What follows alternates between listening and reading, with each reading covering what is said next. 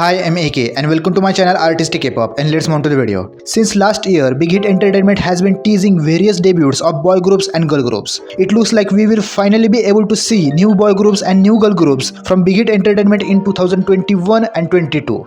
In years 2021 and 22, Big Hit Entertainment and its subsidiaries are planning to debut in total 7 new K-pop groups, which includes 4 boy groups and 2 girl groups, and 1 group which is not so sure whether it's a girl group or a boy group. According to the reports, Big Hit's main company will be debuting 2 boy groups. One will be made of Japanese members who could not make it in ENHYPEN through Island. But this group also will be promoting in Korea. This group will debut in 2021. And the second boy group will be debuting in Korea in 2022.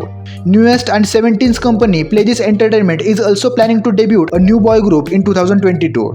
And later in 2022, Big Hit Entertainment and Universal Music Group, which has artists like Taylor Swift and Lady Gaga, they also will be debuting a new boy group which will be debuting in America in 2022. But it is unclear whether this group will have all American members or the mixed Korean members. There are also rumors that Zico's company, which is currently under Big Hit Entertainment, will be preparing to debut a new K-pop group. But no plans have been confirmed on this matter. They also didn't talk about whether it's a boy group or a girl group. On that note, Big Hit's subsidiary and G-Friend's company Source Music will be launching their first girl group after 5 years in 2021, which will be sister girl group of G-Friend. Also, just like ENHYPEN debuted through Island, there will be another girl group which will be debuting through female version of Island.